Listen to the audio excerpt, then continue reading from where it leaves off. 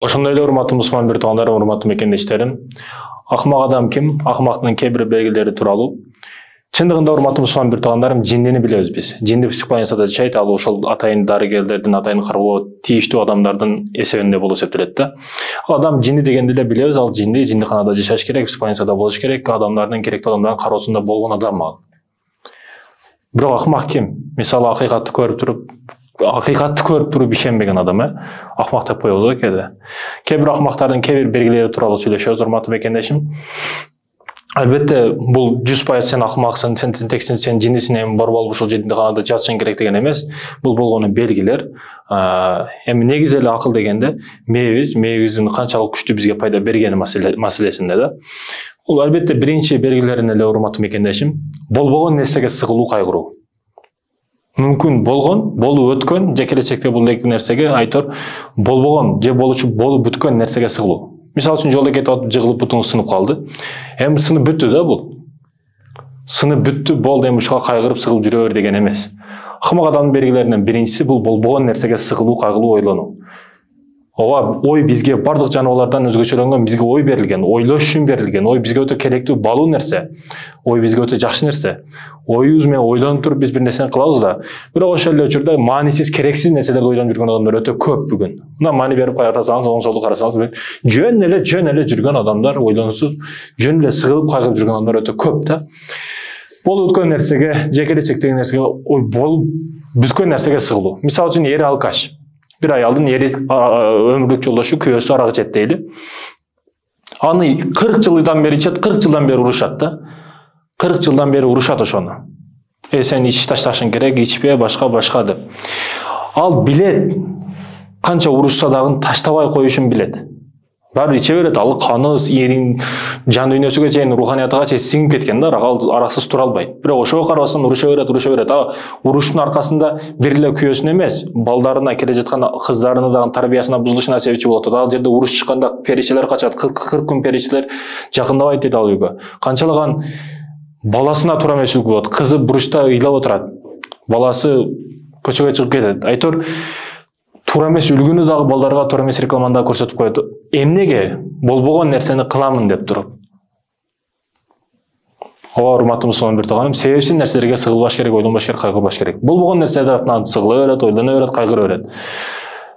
Болду, урматтуу мусулман бир тууганым, унутуш керек, кайгырыш керек. Ошол проблеманы чечиш керек, же болду, унутуш керек да. Болгон нерселердин үстүндө биз иш алып барышыбыз керек, болбогон нерселердин эмес. Боло турган иштин үстүндө ойлонушубуз керек экен. Ошо биринчиси, урматтуу мекендешим, болбогон нерселерге гана сыгылуу экен.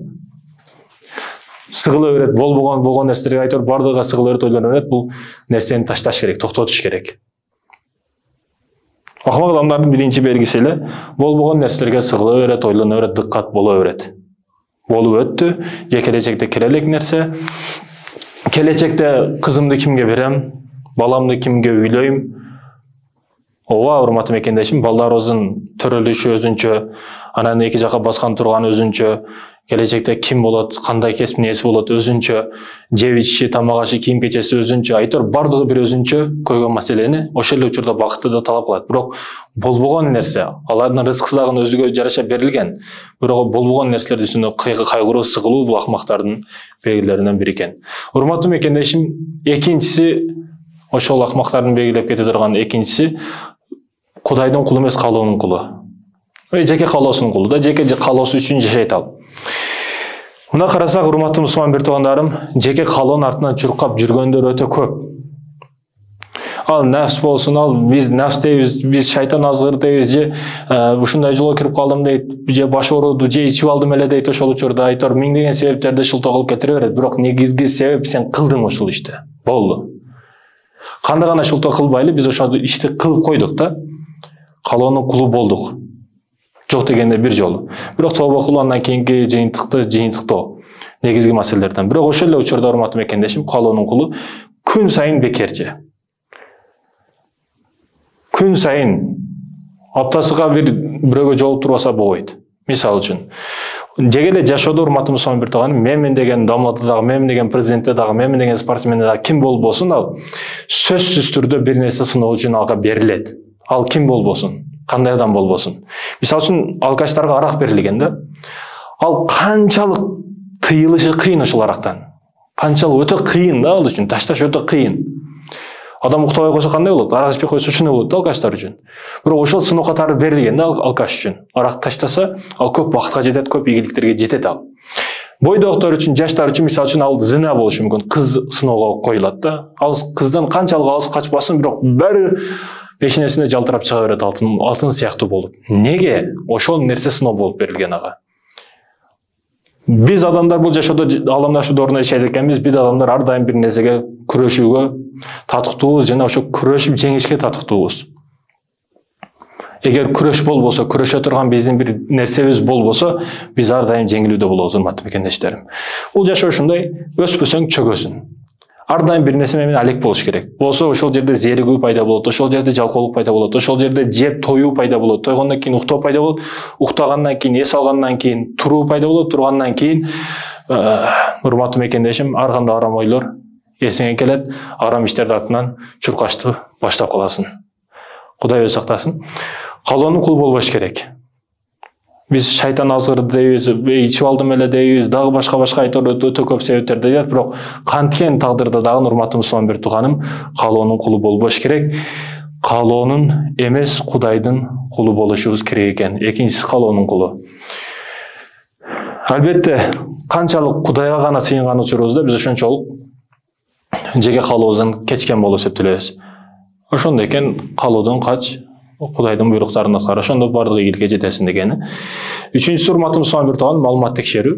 Улуу китептерде, чоң китептерде, жакшы китептерде, хадис китептерде өтө көп даана китептерде дагы келет. Маалымат текшерүү. Силерге бир коомдарга бир маалымат келсе, аны текшергиле, тастыктагыла деген маалыматтар ар бир коомдо айтылат да негизи эле. Бирок урматтуу мусулман бир тууган, бүгүнкү күнгө салыштырмалуу бизде маалымат текшерилбейт. Бүгүн соц тармак дейбиз, 80% болбогон нерселер, жалганчы нерселер, дагы көптөгөн нерселер чыгып кетти. Бүгүн маалыматты текшербей калат адамдар. Ар бир адамдын экинчиси, үчүнчүсү психологмун дейт, мындай курс ачып алат. Өзү 4 ай англис тилде окуйт, анан дагы англис тилден сабак беришти баштайт.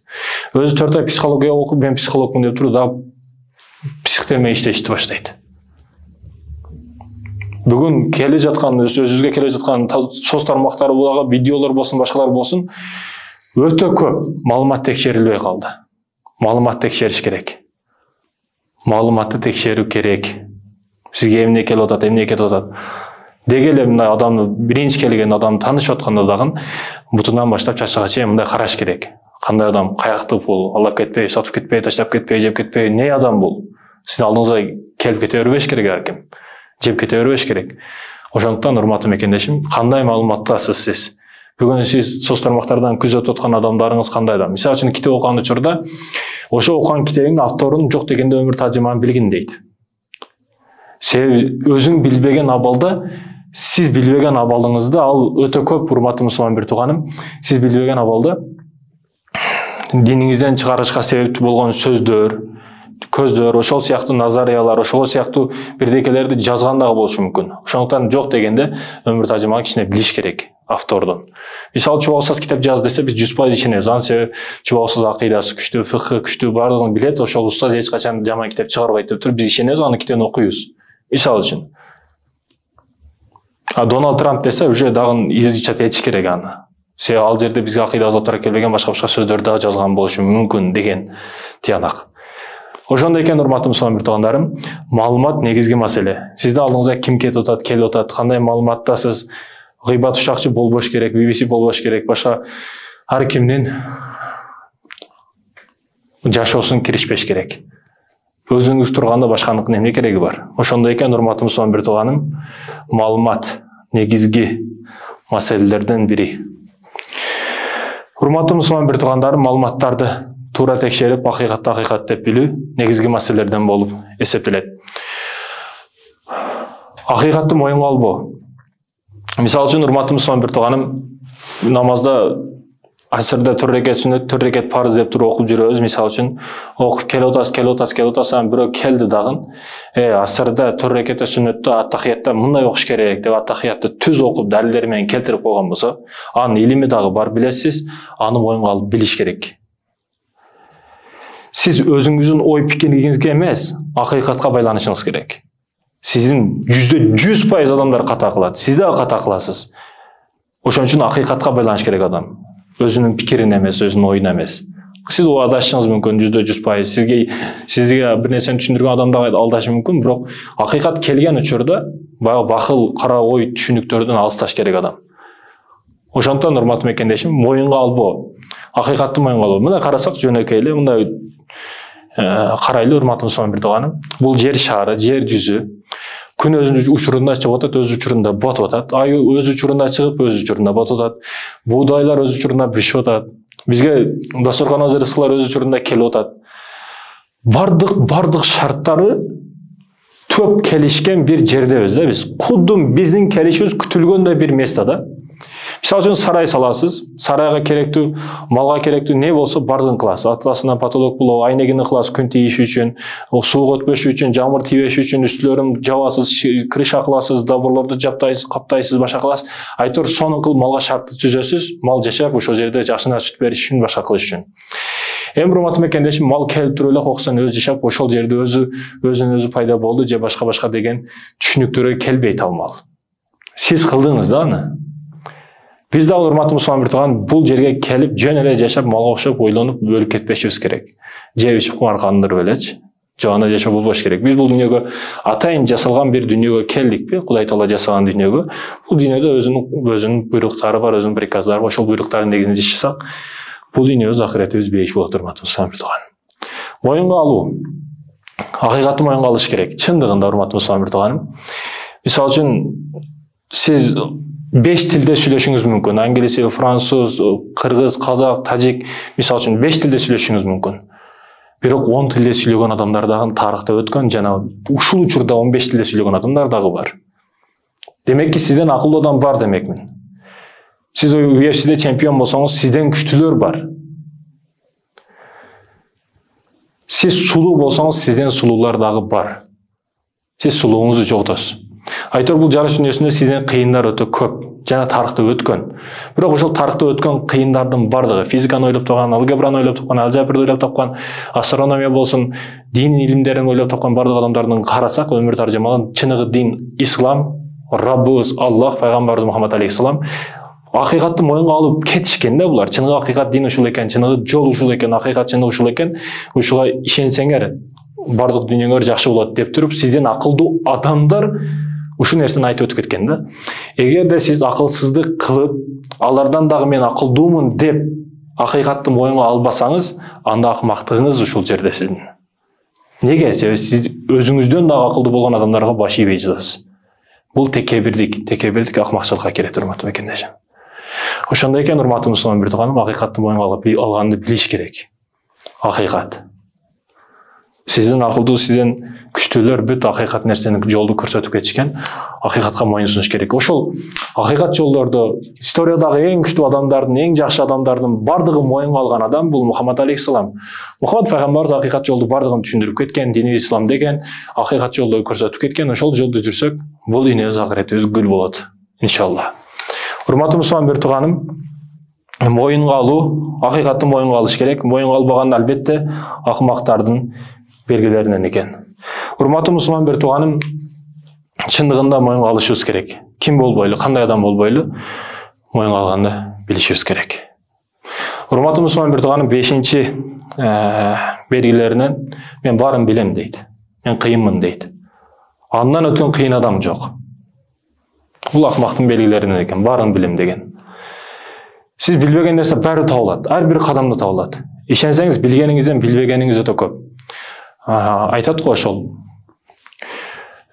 Мен билдим дейт, билбегенимди дейт да. Мен билемин, билбегеним көбүрөөк экендигин дейт да. Бага ошондуктан китеп окугун дейт. Китеп окуганың сайын, китеп ачканың сайын сени ачат. Аны акыры барып китеп окуганың сайын эч нерсе билбешиңди түшүнөсүң дейт го. Сен көп нерсени билип калдың, эч нерсе билбешиңди түшүнөсүң, качан сен китепти көбүрөөк окуганың сайын дейт да. Бүгүн мен билем дебеш керек, кыйынмын дебеш керек, урматтуу мусулман. Ар бир жаатта, кайсыл бир жаатта болбойлу, сизден кыйындар чыгат. Өмүрүңүз кыска, өтө кыска жана чектелүү. Биз 60-70 жыл өмүрдө жашайт экенбиз, урматтуу мекендештерим. Бул кыска өмүрдө ар бир адамга ар кандай тармакта, ар кандай кесип болсун, ар кандай кесибинде ишинде жумушуна бардыгында бир сыноолор берилет. Бирок ошо кыска жашоодо, урматтуу мекендешим, бир багытты тандайлы. Ошо багытта канча изилдөө кылсак дагы биз аягына жетпейбиз. Молдо болосузбу, сантехник болосузбу, механик болосузбу, кандай деңгээлде болбойлу, кайсы кесипте болбойлу, анын аягына чейин чыга албайбыз. Биздин өмүрүбүз чектелүү да, убактыбыз чектелүү. 60-70-тегидей жашасак, 20 жашта ойлонуш баштайбыз, 30 жашта кесипке киребиз, ал кишини изучать этсек, анан жөн эле өлүп калабыз. Өмүр кыска. Айтайын деген мен кыйынмын дебеш керек, мен билемин дебеш керек, барынан зормун дебеш керек. Урматтуу мусулман, зордон зор бар. Бул 5-чи белгилеринен бири экен. Урматтуу мусулман бир туугандарым, албетте бул акмак дегени 100% акмак эмес. Барын билем дебеш керек, кыйын болбош керек. Сизден дагы сөзсүз түрдө акылдуулар болот, илимдүүлөр болот, урматтуу мусулман бир тууганым. Бул нерседеги амал кылайлы, акыйкатты моюнга алайлы.